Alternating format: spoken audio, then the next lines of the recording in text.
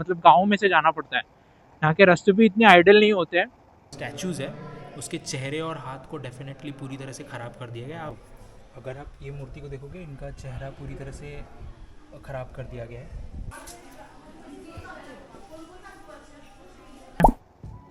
तो अब चला था मैं पुणे वापस। अरे यार, ये कौन से रास्ते से लेके आ रहा है गूगल मैप। 6 मिनट स्लोअर बोल के तो ऑफ रोडिंग करवा रहा है। फोटो ब्लॉक चालू होते होते ही। ओके, ये ढीला कैसे हो गया इतना। सो मैं वापस पुणे जा रहा था, छुट्टियां खत्म हो गई। नए ओनर,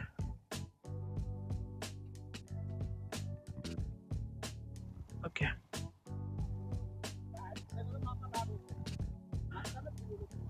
हाँ चालेल चालेल, म्हणजे राड आहे का पुढं? अच्छा,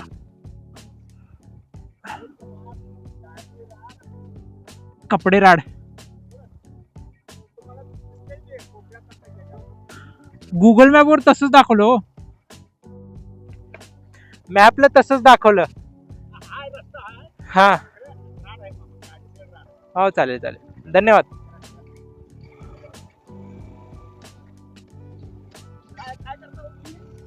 हा, शूटिंग करतोय, असंच व्हिडिओ काढतोय. चला.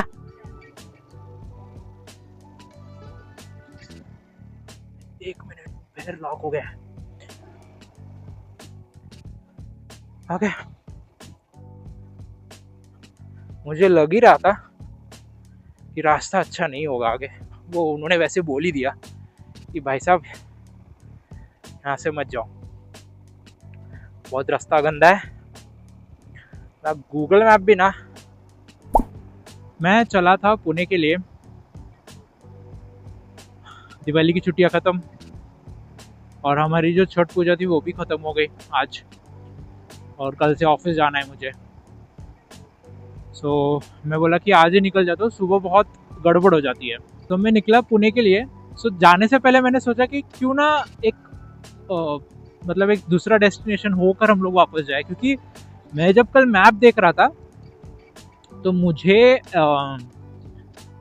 कल मैप में जो कोल्हापुर टू पुणे का जो रास्ता है वो दिखाई नहीं रहा है मैप पे, और जब दिखा रहा है तो वो बोल रहा है कि road has been blocked, NH46 और NH4 आई गेस. सो मुझे वो समझ में ही नहीं आ रहा था. सो मैंने सोचा कि एक दूसरे रास्ते से चलते हैं. अब पुणे जाने के लिए और भी रास्ते हैं, but that is not recommended because वो हाईवेज नहीं होते, आपको ऐसे गाँव में से जाना पड़ता है और वो थोड़ा आपको स्लो भी करेगा.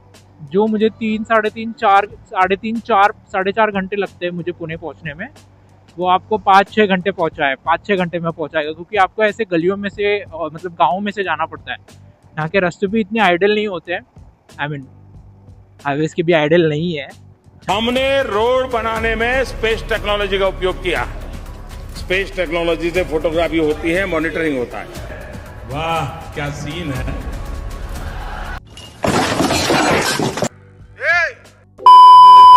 बट एटलीस्ट थोड़ा सा आपको स्लो होना पड़ता है बिकॉज आपके पास लोग आते जाते हैं. What? So coming back to the point. So मैंने सोचा कि क्यों ना हम लोग एक टेम्पल चले, कोपेश्वर टेम्पल, क्योंकि मैं एक बार ऑलरेडी जा चुका हूँ वहाँ पे कोपेश्वर. लेकिन वो जब मैं गया था मेरे फ्रेंड्स के साथ गया था, और वहाँ तब भीड़ भी थी थोड़ी, और मैं अच्छे से दर्शन भी नहीं कर पाया, ना ही मैं कोई ध्यान वगैरह लगा पाया. तो कोपेश्वर की एक थोड़ी सी हिस्ट्री अगर मैं बताऊं, तो कोपेश्वर जी का जो टेम्पल है वो है भगवान शिव जी का. उसकी कहानी ऐसे है, लाइक मैंने ये भी सुना है कि वहाँ पे नंदी महाराज, जो कि यूजुअली भगवान शिव के साथ होते हैं हर मंदिर में, बाहर या अंदर, यूजुअली बाहर ही होते हैं वो. कोपेश्वर मंदिर में नंदी महाराज नहीं है. अब उसकी जो कहानी है वो ऐसे है कि राजा दक्ष ने जब एक बड़ा यज्ञ रखा था, उसमें भगवान शिव और माँ पार्वती को बुलाया नहीं था. तो माँ पार्वती चिढ़ गई थी कि घर की सबसे लाडली और छोटी बेटी होते हुए इन्होंने ना अपने दामाद को बुलाया और ना ही उनकी बेटी को। सो वो गुस्से में अपने पिताजी के पास गई नंदी महाराज के साथ, और राजा दक्ष ने उनको बहुत ही कहासुनी बोल दी, मतलब इंसल्टिंग वे में। उनको ना इंसल्ट करते हुए उन्होंने भगवान शिव की इंसल्ट करना चालू कर दी, जो कि माँ सती को पसंद नहीं आया। जब उन लोगों को संतानें हो नहीं रही थी, राजा दक्ष और उनकी महारानी को, तो एक पूजा की और उन्होंने माँ शक्ति से एक प्रार्थना की कि आप हमारे यहाँ पे जन्म लेके आइए एज ए बेटी हमारी। ओके, तो ऑलरेडी प्रसन्न थी उनकी पूजा से। जस्ट उन्होंने एक कंडीशन रखी कि आपने अगर मेरी कोई भी इंसल्ट की तो मैं उसी क्षण या उसी पल आपके यहाँ से चली जाऊंगी।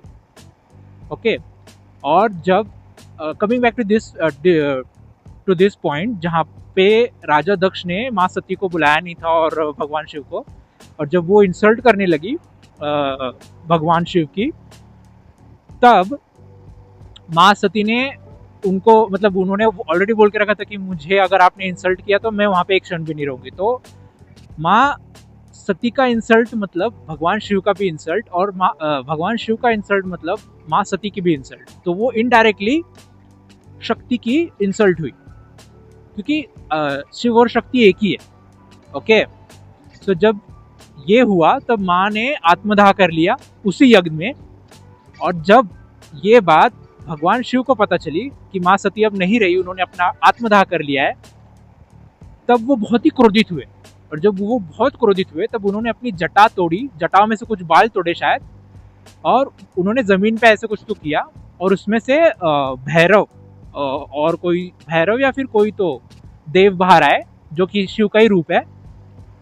उनको आदेश दिया कि जाके दक्ष को मार दो या फिर दक्ष का गला काट दो, ऐसे कुछ तो, ऐसा ऑर्डर कुछ तो मिला। तो जैसे ये ऑर्डर मिला वो तो आने लगे मारने के लिए राजा दक्ष को। जैसे ये बात पता चली नंदी महाराज को, नंदी महाराज तो कांपने लगे कि भगवान जी तो बहुत गुस्से में अभी, क्या पता मुझे भी डांटने मारने लगे, क्योंकि उनको तो लेके कौन गया था, मैं ही लेके गया था ना, नंदी महाराज। तो इसलिए वो वहां से भाग गए डर के, क्योंकि ऑलरेडी सती माँ तो रही नहीं थी और उनका प्रोटेक्शन भी नहीं कर पाए थे। वो ऑलरेडी वो प्रोटेक्शन करने लायक अवस्था में थी भी नहीं, क्योंकि उन्होंने खुद ने आत्मदाह की थी, उनको किसी ने मारा नहीं था। तब नंदी महाराज वहां से चले गए, और जब राजा दक्ष मर चुके तब भी उनका भगवान शिव का गुस्सा शांत नहीं हुआ।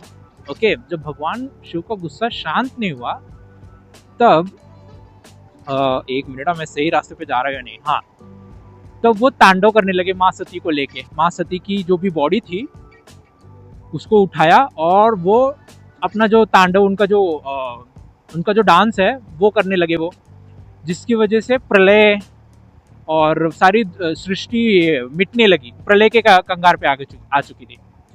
तो इसका निवारण सिर्फ एक थे, वो थे भगवान विष्णु। तो भगवान विष्णु ने बहुत ही ट्राई किया उनको शांत करने का, लेकिन भगवान शिव इतने क्रोधित थे कि वो शांत ही नहीं हो रहे थे। ठीक है, तब भगवान विष्णु ने किसी तरह से उनको शांत किया, और कोपेश्वर में, जो कि आगे आई गेस कोपनाम या कोप्पम करके कोई तो जगह का नाम, तब जो उस जगह का नाम था, कोपेश्वर में उनको वहां पे स्थापित किया गया भगवान शिव को। उसीलिए उस मंदिर का भी नाम कोपेश्वर पड़ा, यानी गुस्से वाला भगवान या फिर गुस्से में भगवान, यानी कोपेश्वर। ठीक है, और अगर आप देखेंगे, अगर मैं मंदिर में अभी जा ही रहा हूँ, मंदिर में जाने के बाद आपको दिखाऊंगा कि 1 मिनट 7.9, मंदिर में जाने के बाद आपको दिखाऊंगा कि नंदी महाराज की जगह पे वहां पे भगवान शिव की मूर्ति लगी, अरे भगवान विष्णु जी की मूर्ति लगी हुई है, जस्ट इनके सामने, भगवान शिव के सामने। ओके, मतलब दोनों वहीं पे स्थापित हो गए। भगवान जी को शांत करते करते विष्णु भगवान भी उन्हीं के साथ वहीं पे विराजमान हो गए। Okay, hold on, am I going right? हाँ, और ये जो मंदिर है, ये आई थिंक 900 ईयर्स से लेकर 1000 ईयर्स पुराना है। इसको नाहन 2 ने बनाया था आई गेस 1107 या 09 से लेकर 1178 तक बनाया और 1178 में जाके ये कंप्लीट हुआ। सो आगे की बातें हम वहीं पे करते हैं। Let's meet back there.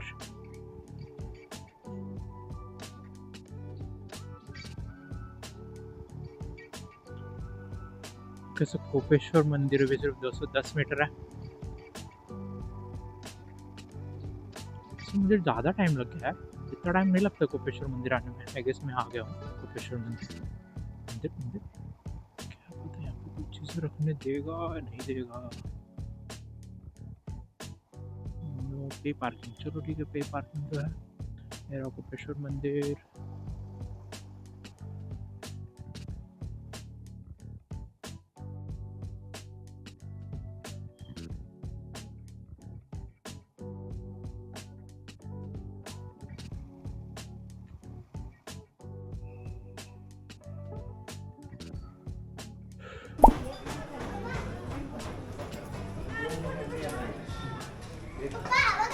Okay.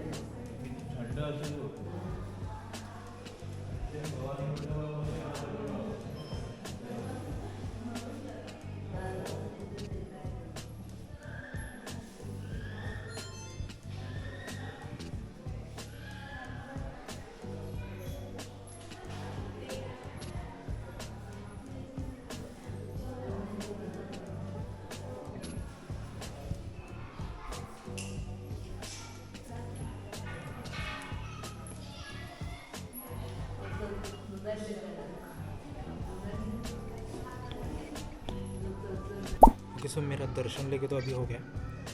सो अभी मैं सभा मंडल बोलते हैं इसको, सभा मंडल में बैठा हूँ, जो कि आप यहाँ पे देख सकते हैं। और ऐसा बोलते हैं कि शायद ये महाराष्ट्र का सबसे बड़ा सभा मंडल है। आगे वहाँ पे उसको स्वर्ग मंडप हिंदी में बोला जाता है और स्वर्ग मंडल इन मराठी में बोला जाता है। सो जो स्वर्ग मंडल है वहाँ पे हर कार्तिकेय पूर्णिमा को जो अपना चंद्र होता है वो एकदम मिडिल पे होता है। ओके, सो वहीं पे मैं अभी आपको वो सब दिखाऊंगा भी। और अगर आप मंदिर में आएंगे तो ये जो स्टोन्स है, जिस स्टोन से बनाया है ये, या फिर ये जो भी पिलर्स है, ये सब, कि इसमें कोई भी सीमेंट या फिर चूना किसी टाइप का कुछ भी यूज़ नहीं हुआ है। ये डायरेक्टली लॉक सिस्टम से बनाया गया है।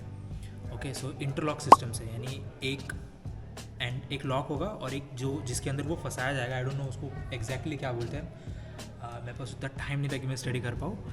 लेकिन हाँ, इसको विदाउट एनी चूना, without any cement, without any material इसको बनाया गया है। बस इसको एक इंटरलॉक सिस्टम है, जितने भी सारे पिलर्स हैं वो सारे इंटरलॉक सिस्टम से बने हुए हैं यहाँ पे।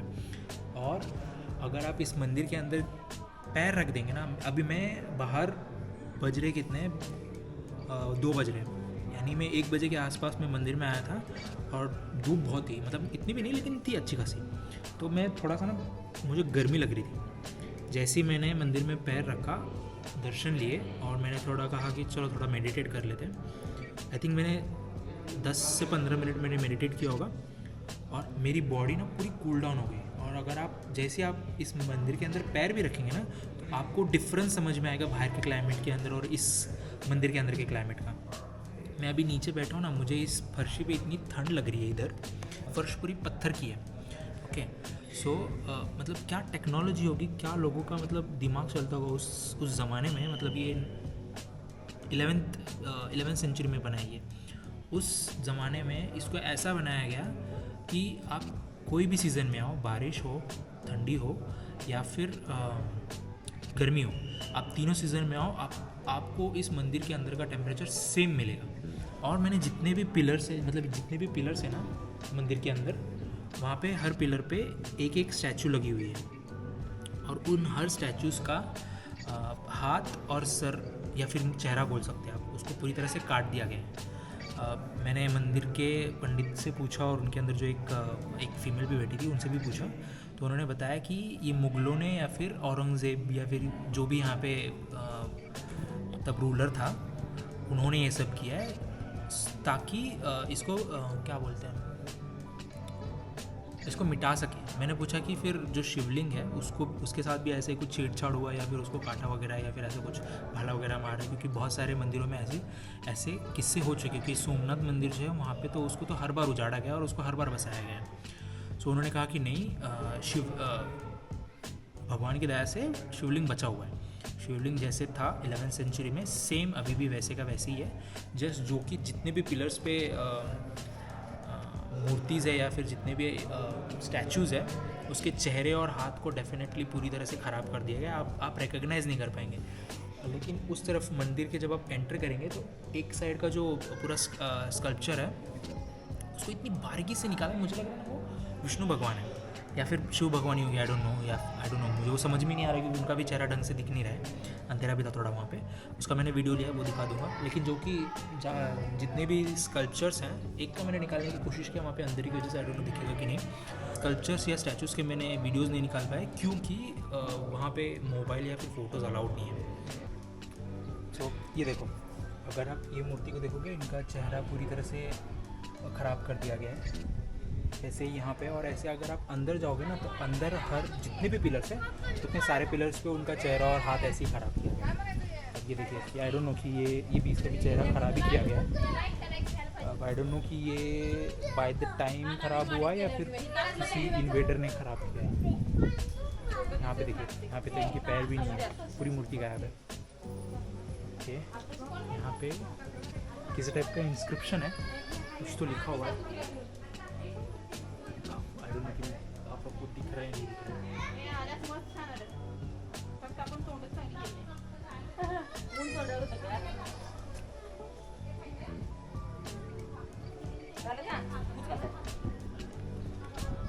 तो अगर आप यहाँ पे देखेंगे तो हाथी के जितने भी सूंड है, ये देखिए, ये दोनों हैं हाथी, आगे भी जितने हाथीज़ है वो सबके सूंड तोड़ दिए गए हैं। और ये देखिए, इस मूर्ति का तो पूरा धड़ी अलग कर दिया है, पूरा का पूरा। और ऐसे जितने भी मूर्तिज़ है, जितने भी इस टेम्पल को शिलाहारा राजा ने बनाया था, जो कि महाराष्ट्र से ही थे। ये राष्ट्रकूटा के अंडर ही आते थे। ऐसा कहा जाता है कि इस जगह का पुराना नाम कोप्पम था, जिस नाम के ऊपर इस मंदिर का नाम पड़ा कोपेश्वर। इस जगह पे 2 युद्ध हुए। पहला युद्ध 1058 CE में हुआ था, जो कि चालुक्य किंग अहावलम और चालुक्य किंग राजेंद्र के बीच में हुआ था। इस बैटल में चालुक्य किंग राजाधिराज मारे गए थे और इसी बैटलफील्ड पे राजेंद्र चोला का राज्याभिषेक भी हुआ था। दूसरा युद्ध शिलाहारा किंग भोज II और देवगिरी यादव सिंह सिंघन के बीच हुआ था। इस बैटल में राजा भोज II को यादवाज ने पकड़ लिया था और पन्हाड़ा किले में बंदी बना के रखा था। ये जो इवेंट था ये 1213 में एक इंस्क्रिप्शन में लिखा गया है, जो कि हम साउथ एंट्रेंस पे पा सकते हैं। इस बैटल के बाद जितने भी शिलाहारास थे उनका रूल कोल्हापुर से पूरी तरह से खत्म हो गया था। मंदिर के अंदर लगभग 12 इंस्क्रिप्शंस है, जिनमें से कुछ ही अभी भी अच्छी कंडीशंस में। ये इंस्क्रिप्शंस राजा और उनके सिपाहियों के नाम बताते हैं। इन सभी इंस्क्रिप्शंस में एक को छोड़कर बाकी सब कन्नड़ा लैंग्वेज में है। सिर्फ एक इंस्क्रिप्शन देवनागरी स्क्रिप्ट में संस्कृत लैंग्वेज का है, जो सिंघन II ने लिखवाया था, और ये मंदिर के आउटर वॉल पर साउथ एंट्रेंस पे हमें मिलता है।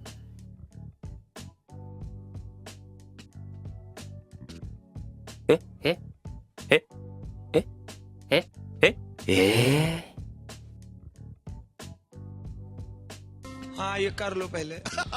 बड़े लोग हैं, पहले ऐसे करते होंगे।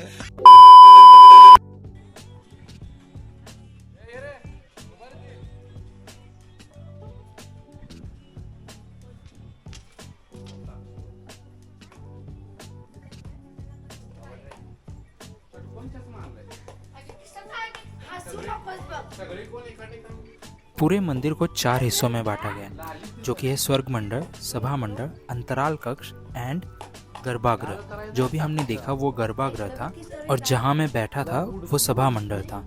और अभी हम अंतराल कक्ष की तरफ बढ़ रहे हैं और इसके आगे का जो है वो है स्वर्ग मंडल।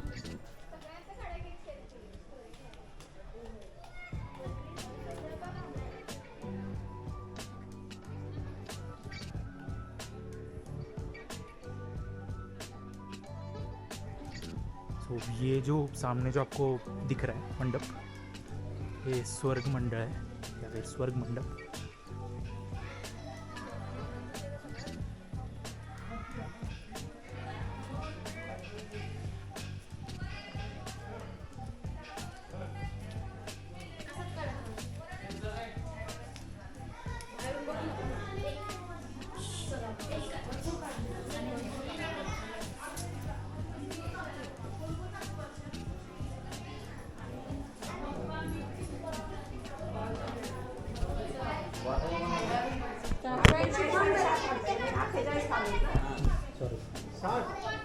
अठ्ठेचाळीस 60 इथं 48 आहेत, तिथं 60 किती झालं? 108 होतात. त्याला शिवांक कोणाला म्हणतात? शंकरांचे शिवांक 108 आहे. और इसी के साथ इस वीडियो को हम यहीं पे ख़त्म करते हैं। मैं एक नई सीरीज़ चालू करने की सोच रहा हूँ जहाँ पे मैं राइड करते हुए ऐसी जगहों पे जाऊँगा जो कि एंशेंट है, जो कि पुरानी है और जिसकी कुछ हिस्ट्री है। मुझे बचपन से ही हिस्ट्री में बहुत ही इंटरेस्ट है। सो मैं यूट्यूब के ज़रिए चाहता हूँ कि मैं बाइक राइड करते हुए नए नए जगहों पे जाऊँ, हिस्टोरिकल प्लेसेस पे, एंशिएंट प्लेसेस पे, उसके बारे में कुछ सीखूँ, उसके बारे में कुछ पढ़ूँ, उसके बारे में कुछ नया पता चले मुझे, और मैं उसी के अगेंस्ट एक सीरीज़ बनाकर आप लोगों के सामने भी उस हिस्ट्री को, उस जगह को आप लोगों के सामने प्रेजेंट करना चाहता हूँ। होप आपको ये वीडियो पसंद आया हो, और अगर पसंद आया हो तो लाइक कर दीजिएगा। एंड अगर आपको लग रहा हो कि मैंने कुछ भी इन्फॉर्मेशन इस वीडियो में इस मंदिर के अगेंस्ट या फिर मंदिर के बारे में मैंने गलत बताया हो, तो आप मुझे कमेंट करके बताइए कि मैंने क्या गलत बताया और मुझे करेक्ट भी कर दीजिए। होप आप लोगों को ये वीडियो पसंद आया होगा। मिलते हैं नई किसी जगह पे, नई किसी हिस्ट्री के साथ। Tata, bye bye, signing off Krishna.